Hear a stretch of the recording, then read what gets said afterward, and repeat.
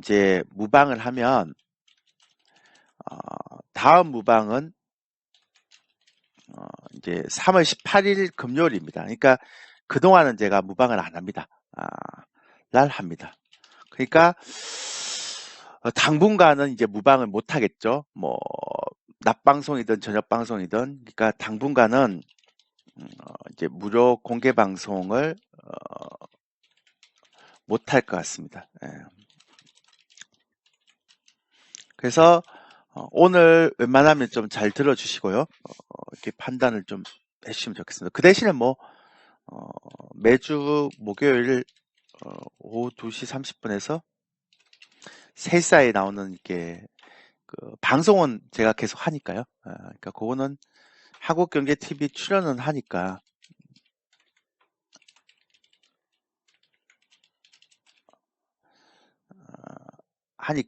그쪽을 보시면 됩니다. 방송 보시면 됩니다. 예.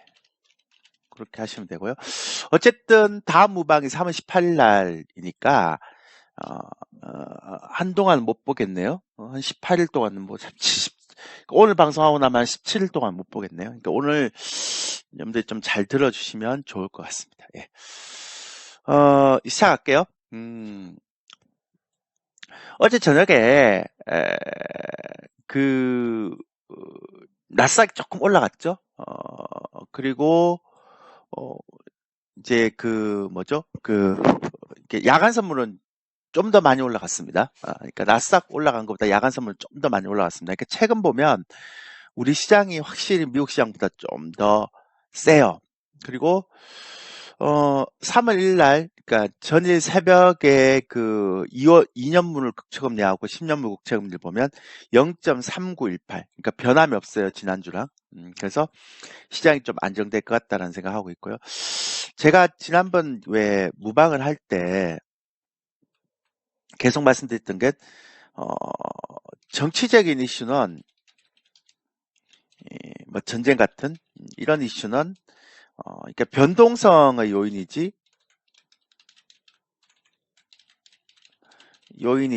이제 방향성의 요인은 아니다.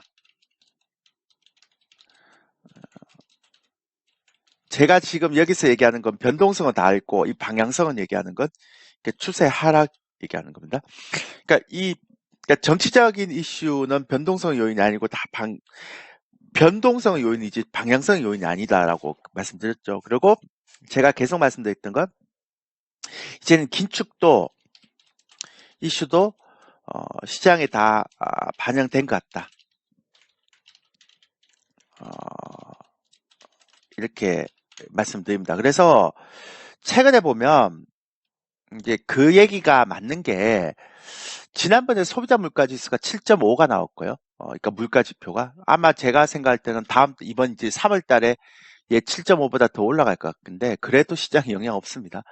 그 다음에 생산자 물가 지수 많이 올랐죠. 그러니까 아직 공급망에 대한 병목 현상이 풀린 것 같지 않다라고 얘기해서 아직 많이 풀리지 않았고요. 그 다음에 마지막으로 이번 주에 발표됐던 게 근원 PCI라고 개인 소비 지출, 이것도 이제 인플레이션 지표죠. 이것도 지금 꽤 많이 올랐어요. 85년도 이후로 최고치라고 그랬죠. 그죠? 이렇게 올라왔는데도 불구하고 시장이 그렇게 안 떨어지잖아요. 그래서 이제 긴축 이슈도 이제 그 시장에 반영을 다 해버린 것 같아요. 그러니까 전쟁 이슈, 긴축 이슈 이런 것들이 이제 변동성의 요인이지 방향성의 요인은 아니다라는 게 제 생각이고요. 그럼 이제 진짜 방향성의 요인, 그러니까 소위해서 앞으로 그러니까 전쟁 이슈라든지 뭐 긴축 이슈라든지 이런 거 페드의 긴축 이슈, 그러니까 이런 것들은 시장에 다 반영이 된 것 같고요. 이제 앞으로 방향성을 결정할 수 있는 건 경기에 대한 이슈거든요. 그러니까 이런 것만 이제 하나만 여러분들이 생각하시면 돼요. 그러니까 딴 거 다 됐고 이제 경기에 대한 이슈만 생각하시면 돼요. 그러니까 이게 그러니까 경기 침체에 대한 이슈만 아니면 이거는 이제 소위해서 방향성에 대한 이슈죠.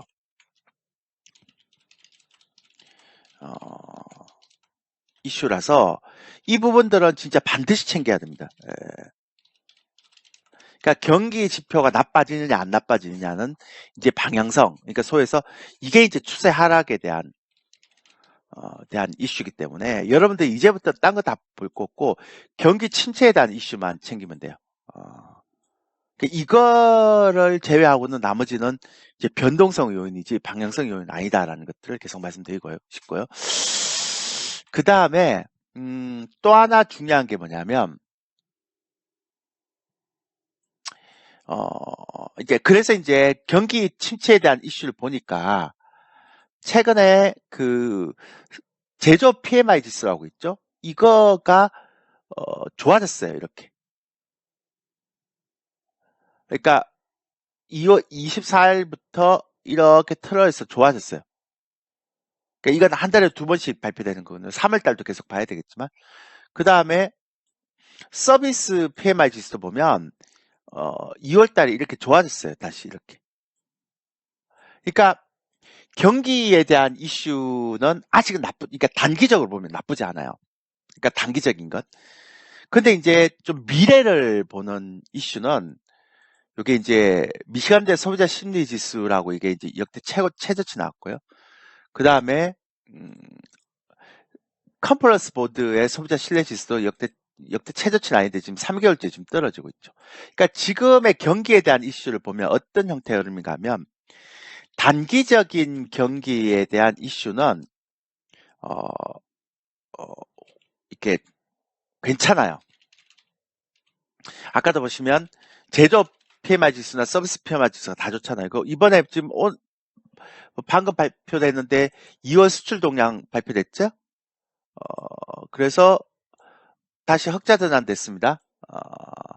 그래서 이게 계속 무역수지 적자 나오다가 흑자 됐습니다. 그래서 단기적인 형태는 경기 이슈는 괜찮습니다. 근데 이제 좀 중기적인 경기 이슈는 약간 지금 주춤하고 있어요.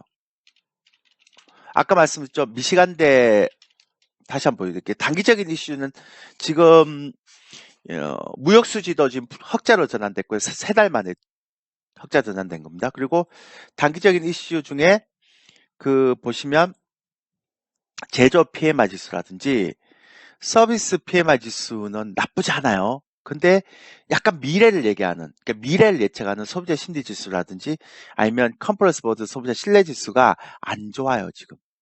그리고 요보다 더 중요한 거는 이제 보통 이제 경기에 대한 미래에 대한 경기를 볼 때 이것도 있지만 이보다 더 중요한 건 이제 2년물하고 10년물 국채 금리에 대한 이 차이를 보면 알죠? 근데 이제 이게 최근에 보면 한 0.45에서 0.37에서 0.45에서 왔다 갔다 하고 있습니다. 이걸 이제 저희가 좀 우리말로 저희가 쓰는 표를 쓰면 37bp에서 45bp 사이에서 왔다 갔다 하고 있다는 거죠. 그러니까 그러니까 여러분들이 이거를 어떻게 비교를 하는가 하면 이렇게 비교하시면 돼요. 좀 쉽게 제가 정리를 해드리면 이것도 설명해 줘야 되나요? 2년물하고 10년물 국채금리가 좁아지면 왜 경기 침체 우려가 나오는지는 따로 설명 안 해줘도 되죠? 공부를 좀 많이 하셨으니까. 이 2년물은 보통 이제 정책금리에 많이 이제 연동을 받고 그 다음에 10년물 국채금리는 이게 보통 이제 10년물은 보통 우리가 얘기를 할 게 이제 시장금리라 그러잖아요. 근데 요거는 보통 이제 경기에 영향을 많이 받습니다. 이건 아시죠? 그래서 기준금리를 인상시키면 뭐 단기금리, 뭐 3개월짜리 금리, 뭐 요런 것들부터 올라가서 2년물까지 이제 영향을 받고 10년물은 기준금리 올린다고 해서 뭐 이렇게 막 바로 반영되는 건 아니죠. 이건 시장금리이기 때문에 경기상에 더 연동을 많이 합니다. 그리고 이제 10년물에다가 이렇게 10년물 금리가 시장 금리니까 여기다가 인플레이션 수치를 빼면 그러면 이제 그게 실질 금리가 되는 거죠.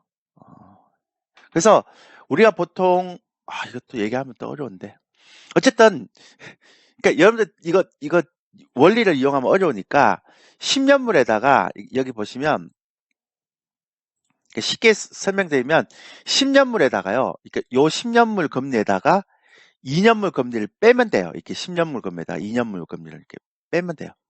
그럼 요거 어디서 볼 수 있는가 하면 이거 이제 앞으로 자주 봐야 돼요. 제가 말씀드렸지만 이거 좀 이따 제가 설명드리겠지만 여기 가면 investing.com이라고 있어요. 이런 것 좀 많이 설명을 해줘야 되는데 전문가들이 설명을 잘 안 해줘요. 여기 보면 메뉴에 채권이라고 있어요. 그 채권에 가면 세계정부 채권이라고 있어요. 그 세계정부 채권에 들어가면 요 중간에 보면 국가 목록에 미국이 있어요. 예, 그러니까 미국을 누르고 검색을 하면 검색을 하잖아요. 그러면 이제 이렇게 나와요. 그러면 미국의 이제 국채 금리가 다 나옵니다. 근데 이제 여기서 뭐 1개월, 3개월, 6개월 이런 거 다 보지 말고 보통 이제 2년하고 10년물 국채 금리를 많이 보거든요. 그래서 요거하고를 매일매일 체크를 하세요. 왜 체크를 하는지를 제가 이유를 설명드릴 테니까. 그죠? 이제 왜냐하면 경기의 이슈가 이제 가장 중요한 이슈이기 때문에 그렇습니다. 그러니까 이제 이걸 예를 든다면 이게 작년 하반기에 10년물에서 2년물을 뺀 요 국채 금리가 1.28인가 막 그렇게 나왔을 거예요. 제가 정확하게 잘 모르겠는데 그래서 베이스 128 BP 베이스 포인트가 나 있습니다. 그러니까 근데 이제 요게 올해 1월 달에 들어와서 꽤 많이 이렇게 좁혀지더니만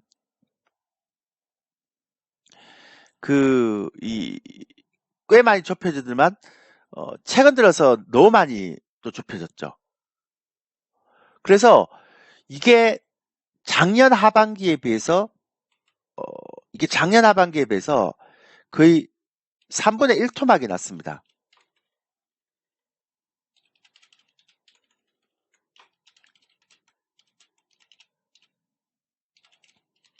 이 얘기는 뭐냐면 작년에는 1.28이었는데 10년물 국채금리랑 2년물 국채금리가 1.28이었는데 그러니까 좀 쉽게 해서 128bp였는데 지금 2월 달에 지금 37bp, 45bp가 됐으니까 그러니까 3분의 1 토막이 이제 줄어든 거예요. 그러니까 이 얘기는 뭐냐면 이 얘기를 이제 정리를 하면 어떤 얘기가 되는가 하면 작년 하반기에 비해서 경기 둔화 및 침체 우려가 그만큼 커졌다는 거죠. 그러다 보니까 주가가 크게 하락을 하는 겁니다. 근데 제가 아까 말씀드렸잖아요. 이런 이유는 여러 가지가 있겠지만 페드의 긴축 이슈 이런 것도 있고 뭐 최근에 나오는 지정학적 리스크 이런 것도 있고 이건 이제 지정학적 리스크인데 이런 것들은 다 이제 변동성 요인이라고 그러고 이제 긴축 이슈도 시장에 다 선반영된 것 같다라고 말씀드죠. 근데 이제부터는 경기 이슈를 체크해야 되는데 제가 예상을 한다면 2년물하고 10년물 금리가 0.1 정도 수준, 그러니까 10bp 수준, 그러니까 0.1에서 뭐 한 0.18 뭐 이 정도 되면 이건 이제 지금 그 0.45, 0.37보다 또 줄어들잖아요.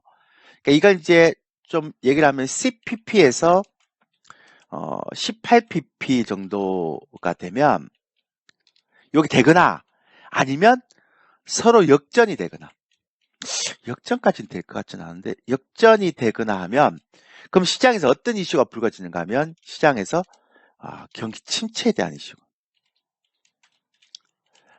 우려가 부각이 됩니다. 자, 이렇게 되면 시장이 또 한 번 크게 하락합니다.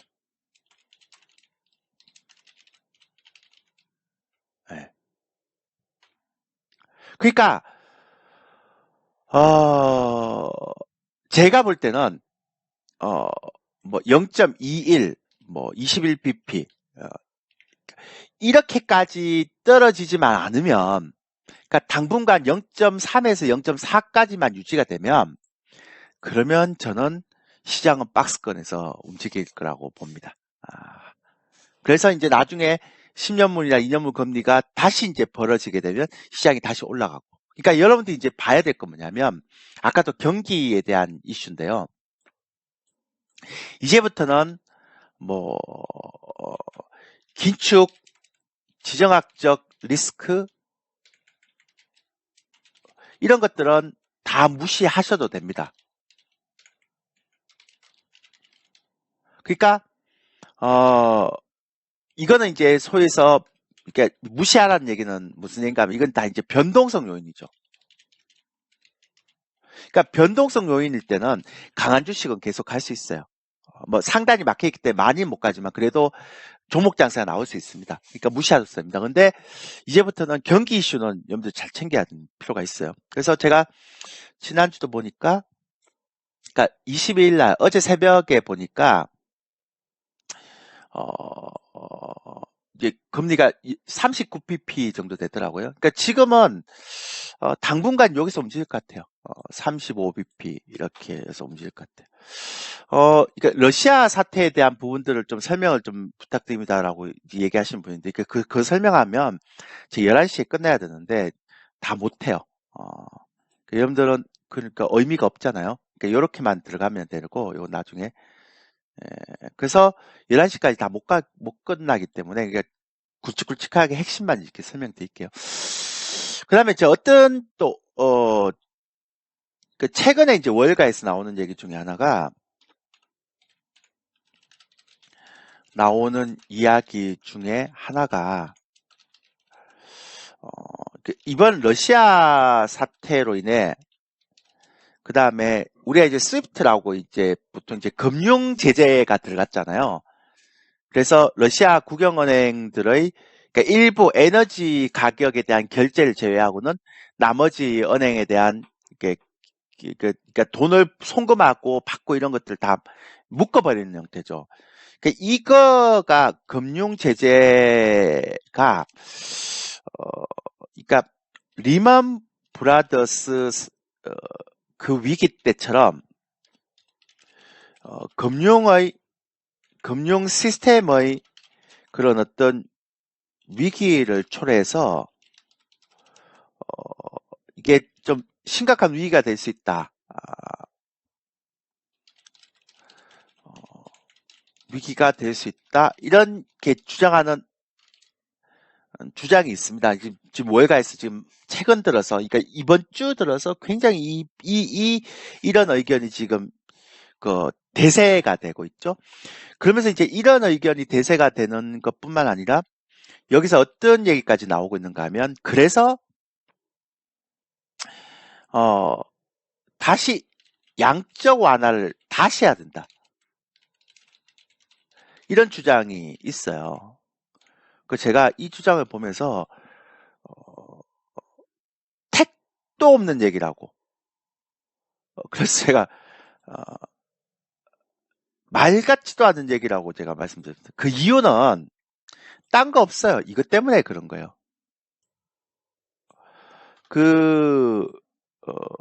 지금 연준이요, 이 자산에 대한 부분들을 9조 달러를 갖고 있어요. 정확하게 얘기하면 8조 9천 얼마 이렇게 돼요. 그게 9조에 반올림하면.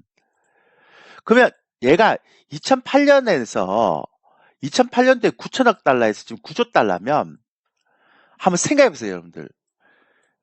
불과 10한 2, 3년 만에요. 10배가 증가됐어요. 이게 말이 됩니까? 말이 안 돼요, 이거는. 근데 여기서 연준이 양적 완화를 또 한다고요? 제가 이런 얘기가 나오면서 제가 이 얘기를 보죠. 이건 너무 나갔다. 너무 오버했다. 그 이제 은행에 있는 사람들이나 뭐 증권사에 있는 애널리스트들은 어쩔 수 없죠. 시장이 안 좋으면 본인들이 뭐 공매도를 쳐서 돈을 벌 수는 있지만 그게 큰 수익이 나는 건 아니니까. 그러니까 이거는 이해관계자들이 하는 이야기죠. 그러니까 내가 증권사에 있거나 은행에 뭐 자산 운영 담당을 하고 있는 사람들이 이렇게 압박하는 거라고 생각하는 거죠. 그러니까 저는 이건 절대 있어서 양적 완화까지는 너무 나갔죠. 이럴 수는 있죠. 금리 인상의 속도를 좀 조절한다. 이 정도까지는 제가 예상을 할 수 있지만, 그러니까 이해는 할 수 있지만, 양적 완화를 한다라는 얘기가 나온다는 거는 이건 좀 너무 오바죠. 이런 건 제가 볼 때는 좀 오바죠. 왜냐하면 이것만 봐도 알 수 있는데, 이거 어떻게, 그거 연준에서 지금, 연준 그 위원들이 홈페이지에서 나온 얘기들도 보면, 그에 대해 대부분들이, 제가 지난번에도 한번 말씀드렸는데요. 이거 제가 하나 보여드릴게요. 제가. 이거, 여러분들이,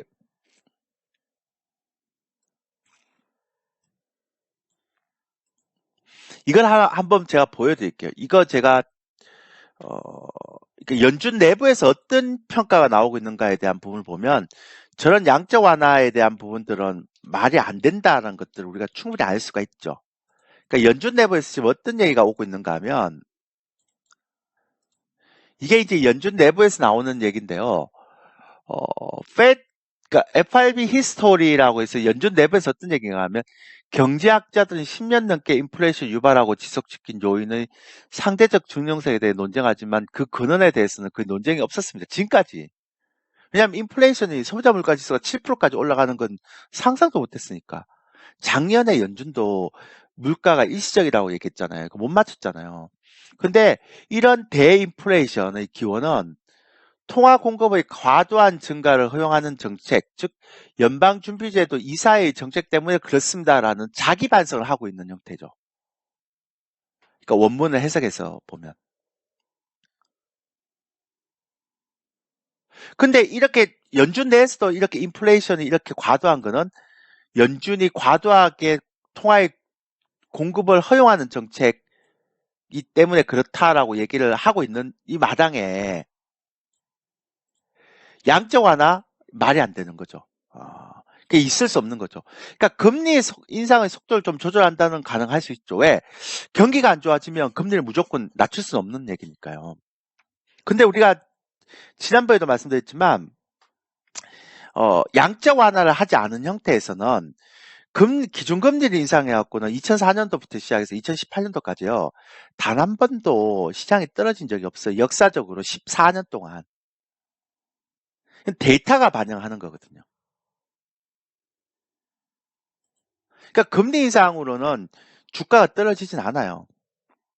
그러니까 조절할 수 있는 형태죠. 그래서 저는 만약에 경기 침체 우려가 있다면 금리 인상의 속도를 좀 조절한다든지 아니면 횟수를 조절해서 이렇게 할 수 있지. 이거 양적 완화를 다시 해야 된다. 이거는 말도 안 되는. 이건 너무 오버하는 거죠. 그래서 제 예상이 맞다면 저는 상반기에 경기 지표가 좀 둔화될 것 같아요. 제가 생각할 때는 5월달 경기 지표가 좀 둔화될 것 같아요. 저는 4월달로 처음에 생각했는데요. 예, 4월달 좀 빠른 것 같고, 왜냐하면 지금 나타나고 있는 경제 지표가 너무 많이 올랐어요. 그러니까 이게 원래 그러니까 이게 55에서 57까지 이게 뭐 많이 올랐습니까? 60까지 엄청 떨어진 건데 3개월 연속 올랐고요. 그 다음에 이게 중요한 게 아니고 제조업은 어차피 안 좋은 거니까 지금 서비스업 PMI 지수가 50에서요. 50일 하다가 갑자기 확 올라왔어요. 어차피 제조업은 어차피 안 좋아요. 왜냐하면 내구 재중을 다 땡겼었기 때문에. 그래서 그 다음에 공급망 병목 현상도 있고 이래서 서비스업, 그러니까 제조업은 안 좋은데 서비스가 생각보다 꽤 많이 올라왔어요. 그래서 4월 달보다는 5월 달 경기 지표가 좀 둔화될 것 같아요. 그리고 하반기로 갈수록 계속 이제 경기는 둔화될 것 같아요. 그러면 이제 원래 경기 지표도 처음에 둔화가 딱 되는 시점 있죠? 그러니까 둔화가 안 되다가 둔화가 딱 되는 시점, 그 시점에 시장이 충격을 오지, 그 다음부터는 한번 그렇게 충격이 크게 오고, 그 다음에 이제 둔화가 계속 이제 진행이 되면 그때 시장이 선반영된 거잖아요. 그러면 이제 경기가 둔화가 되기 때문에 올해는 쉽지 않을 것 같고, 제가 볼 때는 3천선은 힘들 것 같고, 올해는 힘들 것 같고, 내년 상반기까지도 힘들 것 같고, 내년 상반기까지도 3선천 돌파는 힘들 것 같고요. 그러면 이제 어떤 일이 벌어지는가 하면, 그러면 올해 그 상반기에 경기 침체 우려 때문에 시장이 한 번 더 확 떨어질 수 있겠죠. 일단 적어도 3월은 아니죠. 왜냐하면 제조업하고 서비스 PMI 지수가 잘 올라오기 때문에 3월 달은 박스권에서 종목 장세 갈 것 같고, 뭐 한 5월 달, 뭐 4월 말에서 5월, 6월 이때가 중요할 것 같은데, 그렇게 해서 만약에 경기 침체가 되면 시장이 크게 한 번 더 충격이 올 것 같은데, 그러면 이제 시장이 선반영됐잖아요. 그러면 시장이 하반기에 한 2,900, 3,000까지 올릴 수 있는 모멘텀은 뭐냐? 경기는 어차피 안 좋은 거니까. 그럼 이제 경기가 이렇게 계속 둔화되면 페드에서, 그러니까 페드에서 올해 예상한 그런 긴축을 못 하죠. 그러니까 즉 연 뭐 7회 정도의 금리 인상, 이건 안 되죠. 쉽지 않을 거예요. 그러면서 시장이 이제 어느 정도 이제 이렇게 박스권으로 진행될 거라고 봐요. 저는. 그러니까 2,500에서 한 2,900, 그러니까 2,500선 뭐 초반에서 한 2,900선 중후반, 그러니까 요 정도의 박스권 장세로 가고 종목 장세로 갈 거라고 생각해요. 그러니까 저는 올해 지수 밴드를 크게 보면 요 정도일 것 같아요. 그러니까 내년 상반기까지 경기 이슈는 안 꺾이기 때문에 그러죠. 그 다음에 이제 러시아 우크라이나 사태를 보면 지금 협상이 이제 1차 협상이 끝났죠. 근데 제가 지금 러시아나 우크라이나 그 사태를 보면서 어떤 생각이 드는가 하면, 러시아가 생각보다 지금, 그러니까 자기가 그, 그 구축했던 시나리오보다 전쟁이 고전이죠. 그러니까 본인은 한 3, 4일이면 끝낼 줄 알았는데 지금 생각보다 이제 길게 가는 거죠. 이러면 러시아도 굉장히 이제 압박을 받겠죠. 그래서 이제 핵에 대한 언급을 하죠. 그 다음에 지금도 이제 이게 협상을 하면서 이게 전쟁을 때 계속 하잖아요. 그러니까 한쪽에서는 협상을 하고 한쪽에서는 핵카드도 핵 억제력 전투에 대한 부분들을 강화시키는, 이제 핵 억제를 풀어버리겠다. 그러니까 핵을 쓸 수도 있다라는 이제 얘기를 하는 거죠. 그리고 한쪽에서는 계속 이제 전쟁을 하고 있습니다. 왜 이런 현상을 하고 있을까요? 라고 보면 저는 딱 하나라고 보는 거거든요. 협상에서 유리한 그 결과를 얻으려고. 그러니까 어차피 러시아는 우크라이나 전체를 굴복시킬 이유가 없었기 때문에 처음에 전쟁을 할 때부터. 그래서 러시아가 생각하는 거는, 그러니까 우크라이나가 그러니까 무장을 하는 거 원치 않은 거죠. 비무장. 그 다음에 친미 이런 것들만 막으려고 했던 거죠. 예. 그러니까 요거를 막으려고 이렇게 전쟁이 일으켰는데 생각보다 조금 돌아가는 상황이 자기한테 이제 불리하잖아요. 근데 불리하는데 여기서 끝내버리면 명분이 없단 말이에요. 왜냐하면 지금 러시아 내에서도 반전에 대한 분위기가 막 올라오고 이러니까. 그러니까 이제 푸틴의 입장에서는 이쪽에서는 굉장히 강하게 핵까지 쓰겠다라고 얘기를 하고 그 다음에 협상을 또 하는 거죠. 1차 협상을 하고 나서 2차 협상을 또 하겠죠. 그래서 제가 이런 형태를 보면 이 러시아 우크라이나도 보면 조만간에 해결이 될 것 같다. 그런 생각하게 됩니다. 왜냐하면 해결이 안 될 것 같으면 협상을 하지 않죠. 그러니까 원래 전쟁에서요. 우리나라도 옛날 6.25 때 그랬잖아요. 그러니까 예, 그 휴전 협상을 할 때 조금이라도 왜 여러분들 보셨죠? 고지전이라는 그 영화 보셨죠? 영화 요거 보셨죠, 그죠? 요때 어떤 일이 일어났는가 하면 이제 그 휴전 협상이 되기 전까지 조금이라도 이제 땅을 더 뺏으려고 막 이렇게 휴전 협상이 이제 만약에 이렇게 한 3일 뒤라면 3일 뒤에 조금이라도 땅을 더 뺏으려고 뭐 군인이야 죽든 말든 계속 이렇게 그거 협상하는 와중에 계속 이쪽에서 그러니까 전장에서는 계속 전투를 하잖아요. 그거랑 똑같아요. 영토 확장에 대한 실리주고. 그래서 그거와 똑같은 거죠. 그러니까 러시아도 협상을 하면서 한쪽에서는 핵을 언급하면서 우크라이나로부터 해서 좀 더 이제 유리한 협상의 결과를 얻어내려고 하는 거죠. 근데 만약에 이거를 전면전으로 가고 핵을 사용한다라고 얘기를 한다면 이렇게 협상을 하지 않죠. 그래서 이제 지금 이렇게 협상을 하는 거는 협상에서 유리한 결과를 얻으려고 하고 그 유리한 결과를 얻으려고 핵까지 언급하고 그 다음에 전쟁을 또 세게 하려고 그러는 모습을 보이고 이런 것들이 이제 우크라이나 협상단으로 보일 때 압박을 하는 거죠. 그래야지만 푸틴은 명분도 얻고 실리도 얻으니까.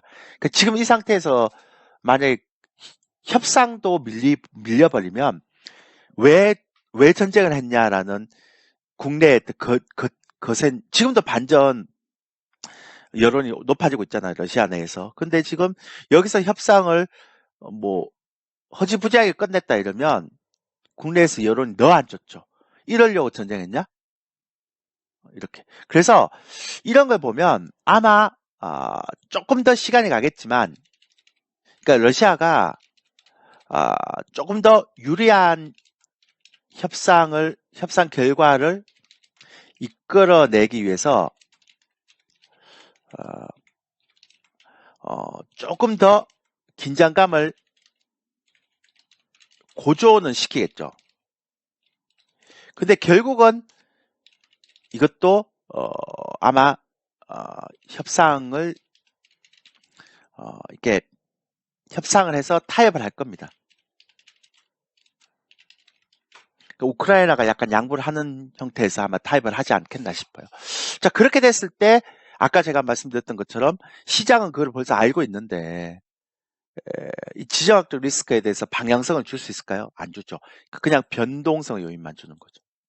그래서 그 다음에 이제 3월 달에 이제 페드에 대한 3월 달에 그러니까 러시아의 지정학적 이제 우크라이나 지정학적 리스크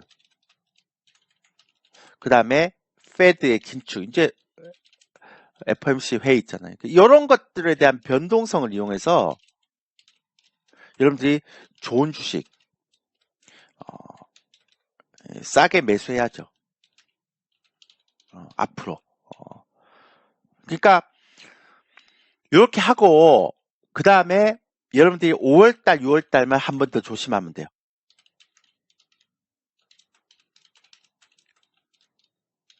언제 조심하면 됩니까? 그러니까 평소에는 조심하지 말고 언제 조심하는가 하면 2년물하고 10년물이 20bp대로 좁혀지면 그 차이가 그러니까 20bp로 좁혀지면 그때는 이제 이제는 경기 침체에 대한 그 악재가 시장을 한 번 더 크게 하락하겠구나. 그래봐야 뭐 2,500선 초반입니다. 네. 근데 만약에 지금처럼 2년물하고 10년물이 그냥 30에서 40bp에서 계속 움직이면 괜찮아요. 상관없어요.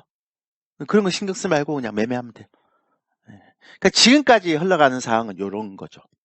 요렇게만 여러분 들어가시면 돼요. 그러니까 2년물하고 10년물이 20bp 내로 좁혀지는 그 부분들이 5월달에 올지 6월달에 올지는 잘 몰라요. 4월달에 올 수도 있고. 그러니까 이제부터는 금리 차이에 대한 부분만 여러분들이 굉장히 신경을 많이 써야 되는 거죠.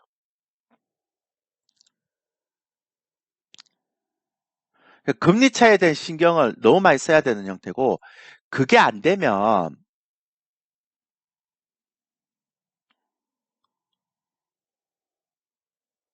여러분들이 생각하는 것처럼 이제 변동성을 계속, 그러니까 변동성이, 그러니까 러시아나 페드의 긴축에 대해서 너무 이렇게 공포감을 갖게 돼버리면 이제 손가락을 빨 수밖에 없는 그런 흐름으로 갈 수 있는 거죠. 이제 그런 것들이 이제 가장 중요한 형태라고 말씀드렸고요.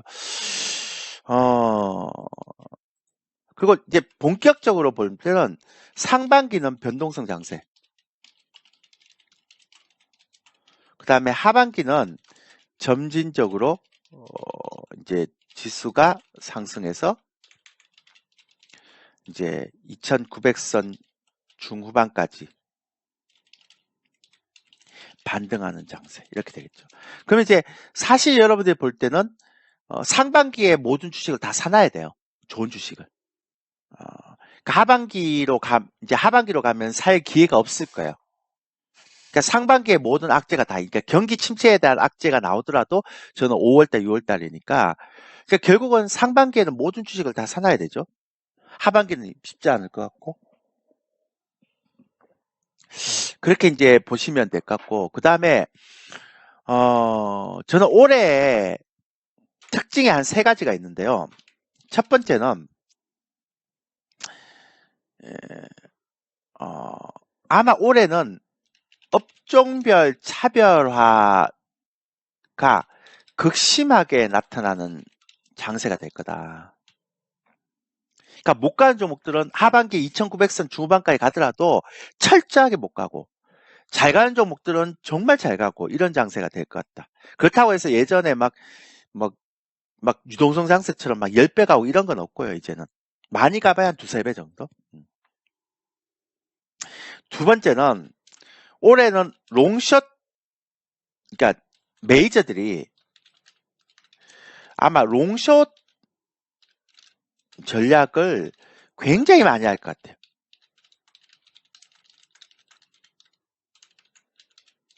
그래서 이 롱숏 전략을 여러분들이 얼마나 많이 하는지에 따라서 이거를 잘 깨뚫고 있어야 돼요.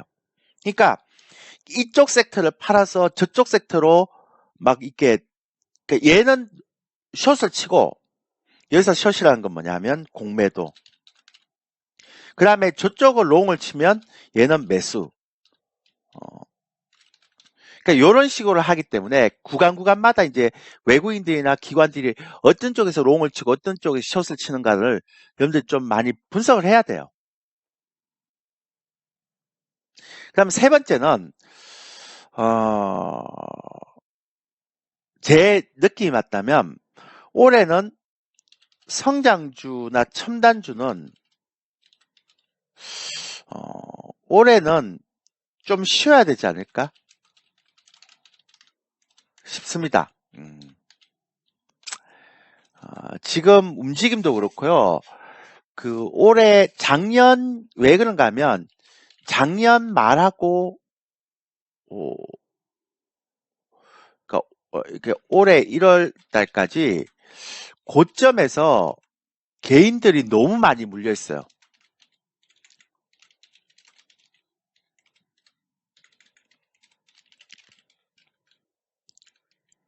그러니까 이게 정말 안타까운 일인데 제가 이걸 보니까요.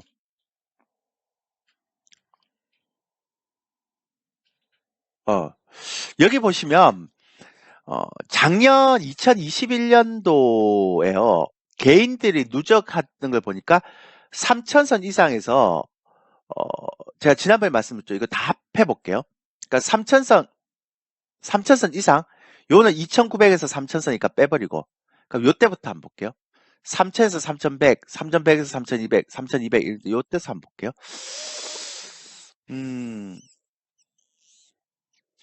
자, 요걸 그대로 한번 적을게요. 8.20 플러스 32.30 플러스 15.10.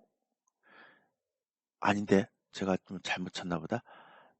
8.2 플러스 32.30 플러스 15.10. 예, 50, 맞죠? 55.6.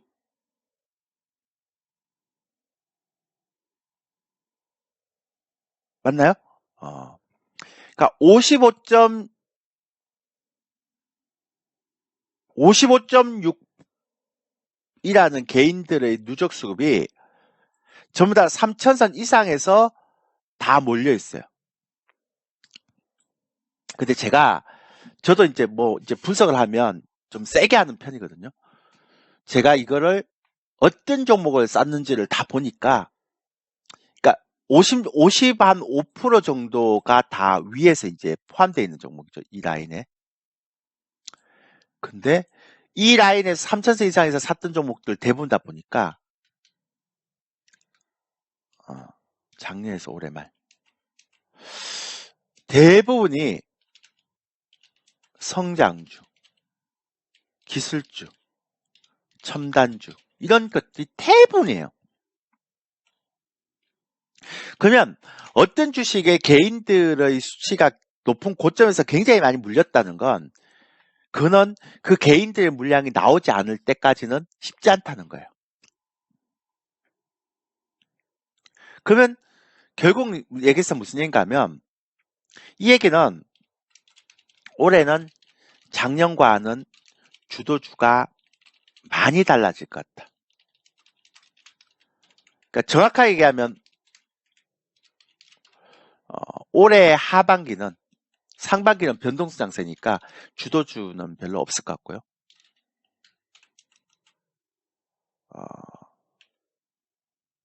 그 다음에 마지막이 뭐냐면, 올해는 그러니까 5월, 6월 달도 그 경기 침체에 대한 우려감이 남아 있고요. 그 다음에 만약에 이게 올해 12월까지 만약에 2,900선까지 온다 하더라도 그냥 바로 가는 게 아니잖아요.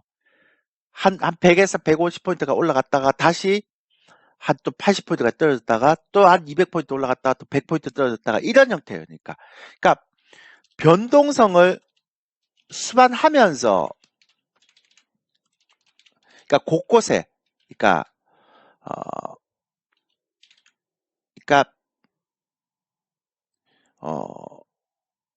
변동성을, 이제 큰 변동성을 수반하면서 하반기 얘기하는 겁니다.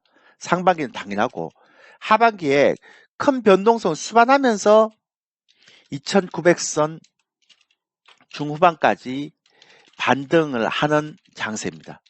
그러니까 이 기존의 이제 유동성 장세와 같은 그런 형태를 기대하고 가면 굉장히 안 된다는 거죠. 그래서 저는 파생을 하시는 분들은 올해 그러니까 타이밍만 잘 맞추면 참 좋을 것 같다는 것. 주식하는 사람도 좋죠. 그러니까 제가 롱숏을 하라는 게, 좋은 주식을 롱을 해놓고 그 다음에 어느 정도 반등을 해서 고점이다 싶으면 지수 선물로 숏을 걸어놔야 되는 거죠. 해지라고 보통 얘기하죠, 우리는. 그러니까 메이저들이 롱숏을 하면 우리도 해야죠. 그러니까 얘네들하고 좀 다른 방식으로 해야 되겠죠. 그래서 아마 쉽게 2,900 중후반까지 바로 가는 형태는 아닐 거예요. 그러니까 이 여기까지 가면서 큰 변동성을 자주 수반하면서 갈 겁니다. 정신없죠, 그러면? 예. 어느 순간은 막 갑자기 150포인트, 한 3주 동안 150포인트 올라갔다가, 그 다음에 또 한 달 동안 한 80포인트 빼고, 또 어느 순간에 한 200포인트 올라갔다가, 또 어느 순간에 한 100포인트 빼고. 그러니까 이게 이제 사람을 미치게 하는 거죠. 그러니까 이런 형태의 흐름들이 굉장히 많이 나와 있을 거다라는 생각을 하게 되는 거죠. 그래서 아마 이게 제가 생각하는 어, 가장 큰 이슈가 아닌가 싶어요. 제가 지금 앞서도 말씀드렸지만 오늘 무방을 하면 다음 무방은 3월 18일 금요일입니다. 당분간은 제가 무료 공개 방송을 못합니다. 그래서 매주 목요일 날 오후 2시 30분 3시까지 한국경제TV는 이제 주일에 출연하니까 그것만 좀 보셔야 되고, 이제 무방을 제가 못 해드리니까 오늘 다 얘기를 해드리는 겁니다. 그래서 저는 아마 여러분들이 지금 당분간 이제 종목 장세고, 그 다음에 5, 6월달 한 번 더 조심하자. 근데 이제 2년물하고 10년물이 20bp대로 좁혀지면 진짜 여러분들이 신경을 좀 쓰면서 조심해야 된다라는 게 제 생각입니다. 됐죠? 그렇게 하시면 되고, 제가 가끔씩 제 유튜브에다가 이렇게 치시면 제 유튜브에다가 이제 유튜브에다가 제가 올려드려요. 이렇게 영상을. 그러니까 오늘 것도 올려드리겠지만, 그러니까 제 조일교 유튜브에 가입하시면 종종 영상을 받아보실 수 있을 거예요. 네, 그렇게 하시면 되고, 그 다음에 마지막으로 저희 가입을 하실 분들은 오늘 가입을 하셔야 됩니다. 023490-4535. 왜냐하면 내일부터 3월 1일부터 가격이 인상되기 때문에 가입을 하셔야 되고요. 그 다음에 우리가 가입을 하면 요 게시판에 파트너홈의 게시판에요. VOD 다운로드 받는 게, 그러니까 파생교육 강좌하고 주식교육 강좌를 제가 최근에 이렇게 찍어서 이렇게 올려놨어요. 동영상을. 그럼 가입을 하시면 여기다 다운로드를 받을 수 있거든요. 근데 제가 감히 얘기 드리지만 제가 그러니까 예전에 막 동영상 이딴 건 진짜 하나도 중요하지 않고 제가 한 23년을 했는데 와우 23년 하는 동안 최근에 이렇게 제가 만든 파생교육 강좌하고 주식교육 강좌가 최고 강의를 잘했던 것 같아요. 제가 우리 회원들한테 맨날 얘기하는데 이건 한 조금 거짓말 붙어갖고 몇 천만 원짜리 강의다 이렇게 얘기하거든요. 진짜 몇 천만 원짜리 강의일 거예요. 들어보시면 깜짝 놀랄 겁니다. 다 주린이들을 대상으로 해서 그러니까 중급 정도 수준을 했는데 어렵지 않아요. 그래서 가입하시면 옛날 USB를 줬는데 USB가 자꾸 이렇게 배송도 안 되고 파손되고 이래서 다운로드 받게끔 이렇게 해놨거든요. 그러니까 어제 가입을 해서 아마 저희가 조회수가 많이 안 나오는데 아마 오늘까지 어제 저녁에 제가 올려놨는데요. 아마 100 몇 건 나올 것 같습니다. 그래서 어쨌든 오늘 12시까지 가입을 하시면 이제 기존에 그 인상되지 않는 가격으로 할 거고 아니면 인상되는 가격으로 할 거니까 오늘 12시까지 이 번호로 023490-4535를 해갖고 제 강의를 꼭 들어보고 싶으면 꼭 들어보시면 되겠습니다. 왜냐하면 지금 제가 보여드리면 안 되지만 이거 못 보여드리게 하더라고요. 근데 제가 놀라운 일이 벌어졌는데 제가 진짜 거짓말치고 정말 놀라운 일이 벌어졌어요. 그러니까 저희 회원님들 중에 97%가 재결제했어요.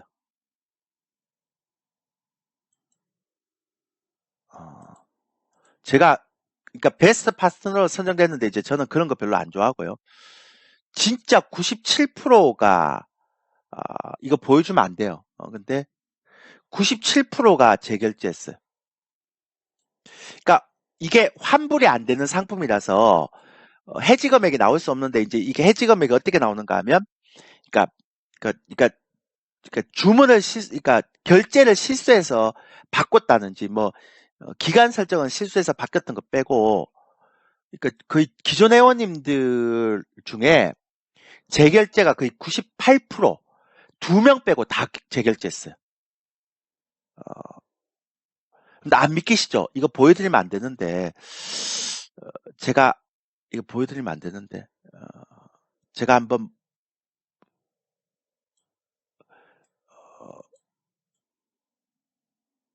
한번 보여드릴까요? 이거 보여드리면 안 되는데, 이거 괜찮을라나? 예, 보여드릴게요. 원래 이게 매출은 보여드리면 안 됩니다. 이게, 보세요. 그러니까 요거 해지라는 거는 이거 해지가 안 되는 상품이에요, 이 상품은. 그러니까 해지가 있다는 건, 그러니까 결제를 잘못해서 했던 거죠, 2월 달에. 예. 그러니까 거의 97%가 재결제했어요. 저도 깜짝 놀랐어요. 물론 이제 제가, 하지만, 이 보세요. 그래갖고 제가, 다른 사람들은 베스트 파트너가 어떻게 정했는지 모르지만, 저희는 진짜 기존 회원님들이 97%가 재결제했어요. 깜짝 놀랐어요, 저도. 그래서 2월 달에 베스트 파트너가 됐죠. 어, 딴 분도 어떻게 될지 모르겠습니다. 저는 그런 걸 잘 모르지만. 예. 저는 이런 거 되게 싫어요. 근데 진짜로, 어, 그것도요, 장이 좋을 때 재결제하는 건 상관없잖아요. 장이 안 좋을 때 기존 회원들이 98%까지 재결제했다는 건, 이건 뭐, 저한테는, 저는 2월달 베스트 파트너 되는 거 그거 중요하지 않아요. 근데 기존 회원님들한테 이렇게 제가 인정을 받았다는 게 정말 중요한 거죠. 예, 그래서 제가 얘기했어요. 이제 됐으니까 이제 기존 회원들한테만 받아도 되니까, 어, 제가, 어, 이거 오늘까지만 받아서 오늘까지만 하고 내일부터 3월 1일부터 가격 올리겠다. 뭐 신규 안 봐도 된다. 뭐 신규 뭐 가격 올린 거 뭐 원하시는 분들은 가입하셔도 되고 이렇게 하고 제가 공포를 했어요. 그러니까 기존 회원들이 이렇게 저한테 신뢰와 믿음을 보여준다면 저도 이제 그런 전략을 보여줘야죠. 그렇게 됐습니다. 그러니까 어쨌든 간에 꼭 가입하실 분 있으면 저 사람하고 한 달만 가입하셔 보시면 됩니다. 요걸로 해서 오늘 12시까지 가입하시면 됩니다. 가입비는 전화하시면 나옵니다. 그러니까 지금은, 그리고요, 지금은 52만 원에 여기 보시면 됩니다. 여기에 와운의 프로모션이 있죠.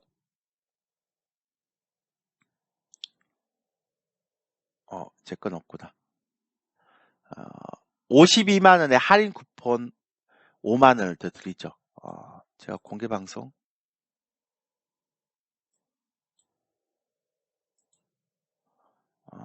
홈에 들어가시면 여기 나옵니다. 가입 안내 보면 요거 말고요. 52만 원에 특강 52만 원에 나중에 할인 쿠폰을 5만 원 더 드리는 걸로 이렇게. 당연하죠. 그거 안 하는데 사람들이 가입하겠습니까? 안 하죠. 근데 저는 이 강의가 너무 좋아요. 파생교육 강의하고 주식교육 강의. 정말 이거 몇 천만 원짜리라고 제가 얘기 드립니다. 지선물하고 주식선물하고 다 직접 매매하죠. 교육만 하는 게 아닙니다. 교육하고 5주 동안. 이게 5주잖아요, 5주. 5주 동안의 가격이 이 정도니까 싼 거죠. 5주를 하는데 52만 원에 할인 쿠폰 5만 원이니까 싼 거죠. 5주에 5주. 아까 말씀드렸지만 5주를 제가 하는 거니까. 그러니까 5주 동안 이게 실전 교육을 하면서 매매도 하고 교육도 하고 이러니까 5주 동안. 그러니까 5주에 52만 원이고 할인 쿠폰 5만 원 주니까 너무 싼 거죠. 48만 원에 다 할 수 있는 거죠. 너무 싸다고 생각해서 제가 내일부터 가격을 인상하기로 했습니다. 어쨌든 됐고요. 그건 이제 오늘 저녁 12시까지 하시면 되고, 오늘 제가 녹화 방송 꼭 보세요. 오늘 제가 전체적인 흐름을 다 들었습니다. 제한테 예정된 그 강의가 딱 11시까지라서 여기까지만 하도록 하겠습니다. 그리고 제가 3월 18일까지 이제 무방을 못 합니다. 그래서 3월 18일까지는 뭐 한국경제TV 주요 목요일 날이니까 요것만 참고하시면 되겠습니다. 됐죠? 예. 자, 고생하셨습니다. 오늘 휴일 잘 보내시고요. 저도 빨리 이제 저희가 공부를 하고 이제 내일 유료 방송 회원들한테 또 강의할 준비를 좀 해야 돼서 무방은 여기까지 하겠습니다. 오늘 무방을 하는 이유는 한국경제TV 4호기 이제 이전했어요. 신문사로. 방송도 엄청 좋아지고 이랬어요. 그래서 그거 기념으로 해서 와우넷이 오늘 3월 1일 날 전체 이제 전문가가 시간대를 정해서 이제 무방을 하는 날이에요. 그래서 이제 오늘은 제가 그래서 그게 행사에 동참한다고 한 거고, 이제 다음 무방은 3월 18일인데요. 그때까지는 이제 못 볼 것 같습니다.